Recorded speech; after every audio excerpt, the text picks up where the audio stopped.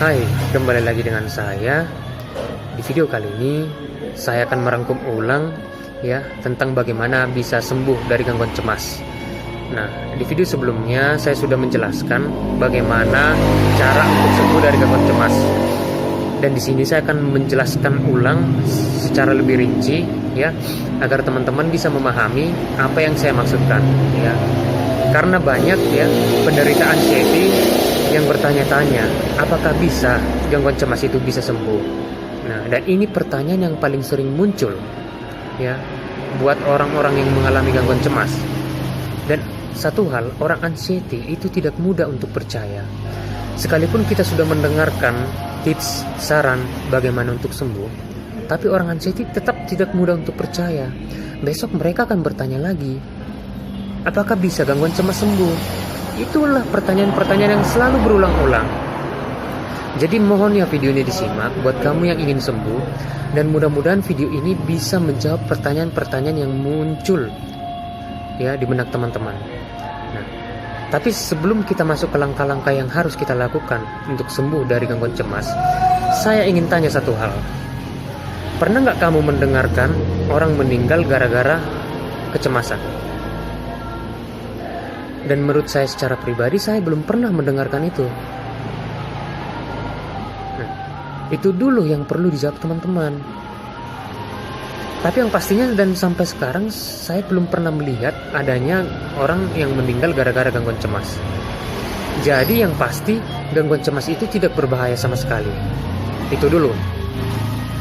Nah, jadi untuk menjawab pertanyaan teman-teman, bisa atau enggaknya sembuh dari gangguan cemas, itu sangat-sangat bisa, 100%. Percayalah. Jadi bagaimana dong caranya supaya bisa saya bebas? Langkah pertama yang harus kita terapkan, kamu harus menerima dulu kondisi kamu. Terima kondisi kamu yang sekarang ya. Jangan membayangkan diri kamu yang dulu. Mungkin diri kamu yang dulu orangnya percaya diri, bisa melakukan apapun ya. Nah, kamu harus menyingkirkan pemikiran seperti itu. Bukalah lembaran baru, hiduplah di masa sekarang. Ya, inilah diri kamu yang sekarang, diri kamu yang merasakan kecemasan. Nah, jadi lanjutkanlah hidup kamu. Itulah yang pertama kali yang perlu kita terapkan ya. Artinya menerima kondisi kamu, seburuk apapun itu, kamu harus menerimanya. Akui memang kamu sedang mengalami kecemasan. Itu yang pertama.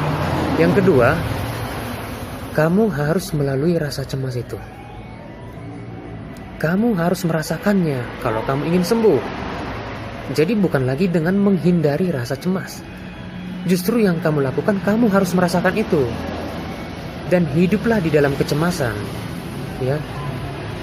Nah, jadi di sini maksud saya, kamu hidup berdampingan dengan rasa cemas, hidup di dalam kecemasan, dan kamu harus melanjutkan hidup kamu di dalam kecemasan ini. Ya, memang tidak mudah kita bisa menjalani hari demi hari dengan rasa cemas. Itu tidak mudah. Yang dimana mungkin setiap hari kamu akan merasakan rasa cemas, ya, yang sangat tidak nyaman. Ya, tapi tahankan dulu lah, ya, karena ini hanya sementara. Percayalah teman-teman, kamu tahankan dulu. Kamu harus merasakan rasa cemas itu. Nah, tetaplah beraktivitas di saat kamu merasa cemas. Hiduplah berdampingan dengan rasa cemas. Itu yang tahap kedua yang perlu kamu lakukan. Dan yang ketiga, jangan berusaha menghilangkan rasa cemas. Karena semakin kamu berusaha menghilangkan rasa cemas, semakin membuat kamu putus asa. Karena kamu tidak bisa menghilangkan rasa cemas, itu akan sia-sia. Nah, jadi biarkan diri kamu merasa cemas. Jangan memaksakan diri untuk menghilangkannya. Nah, lanjutkan hidup kamu. Hiduplah senormal mungkin, ya.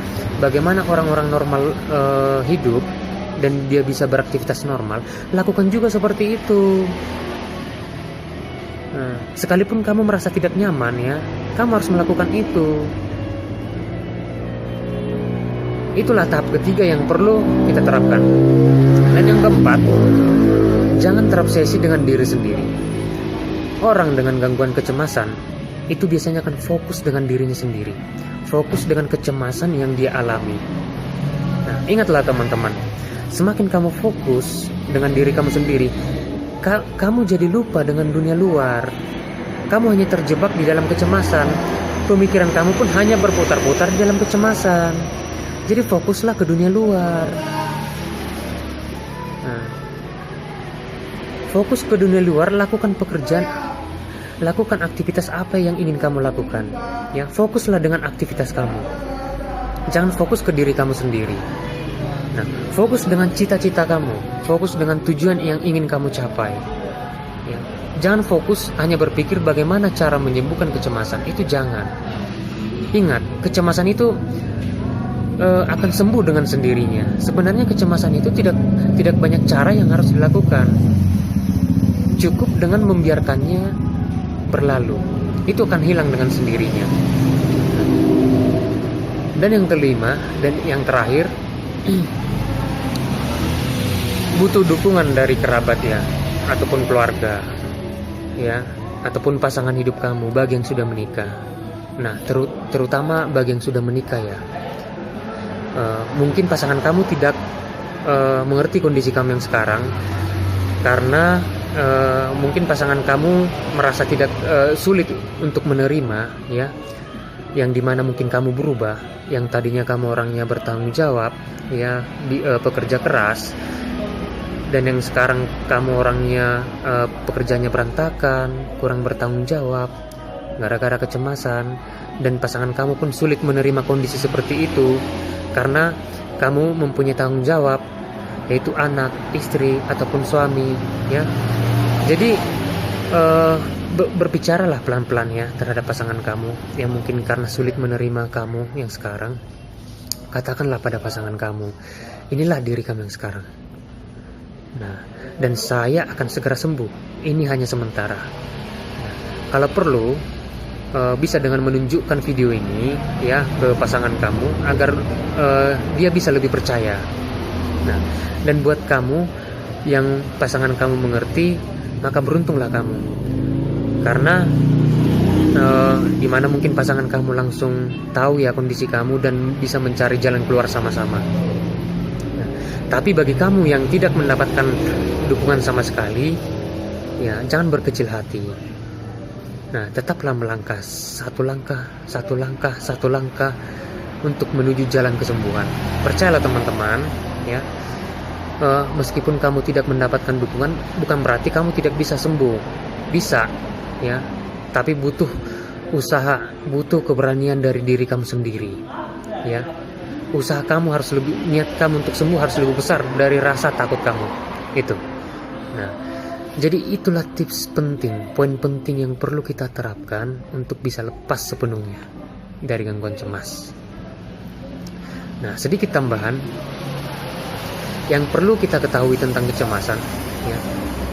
Kecemasan ini tidak berbahaya.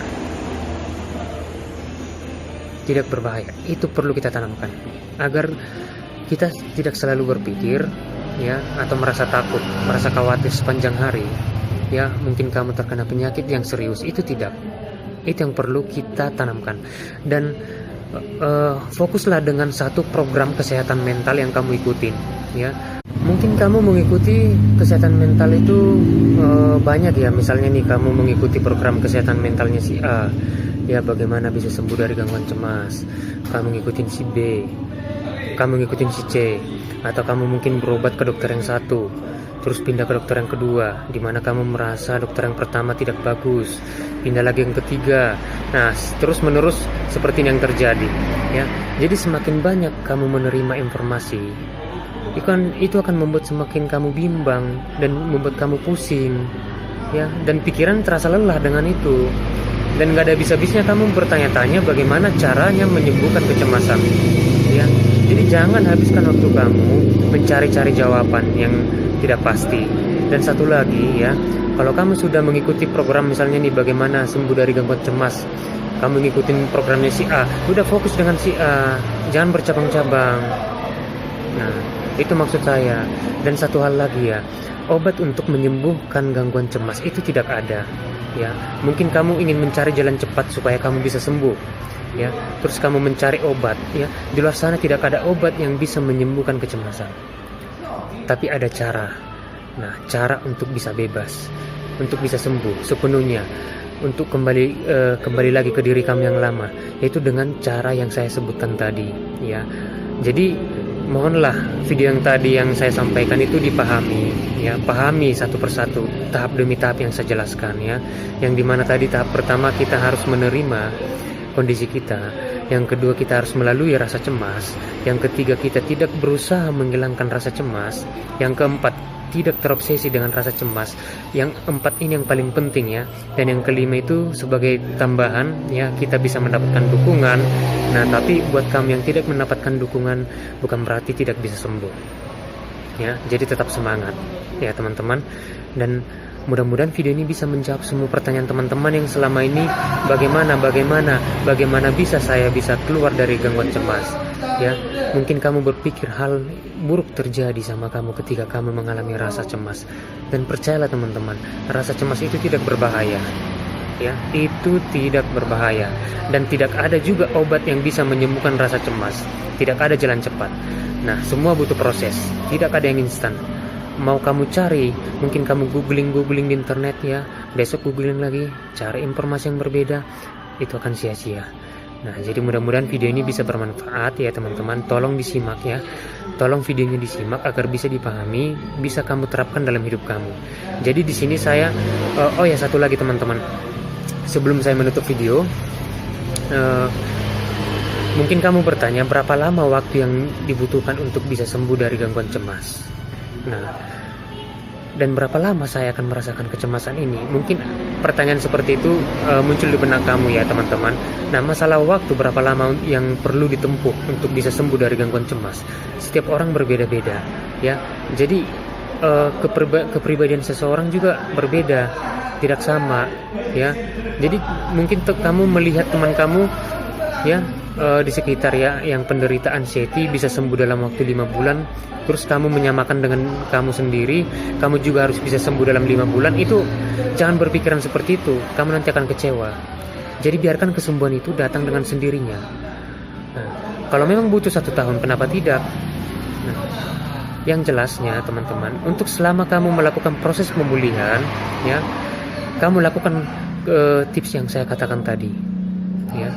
Hiduplah di dalam rasa cemas, lanjutkan hidup kamu di dalam rasa cemas, beradaptasilah dengan kecemasan.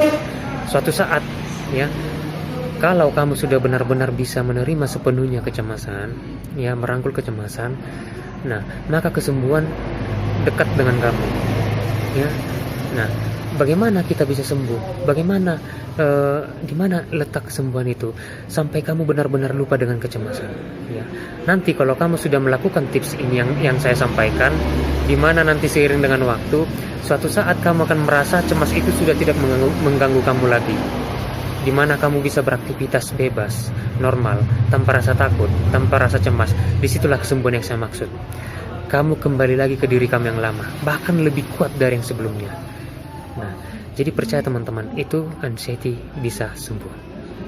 Nah, jadi jangan berusaha untuk mencari jalan cepat, itu nggak akan bisa. Jadi semua itu butuh proses ya. Nah, jalanilah hidup kamu yang sekarang. Nah, sampai dan jangan pernah fokus dengan kesembuhan ya. Jangan pernah berpikir fokus dengan kesembuhan, biarkan mengalir dengan sendirinya. Nah, jadi semoga bisa menjawab pertanyaan teman-teman, dan jangan lupa like ya, komen di bawah, terus subscribe ya video saya, agar nanti berikutnya video saya bisa teman-teman nonton ya, dan bisa bermanfaat buat kamu. Terima kasih.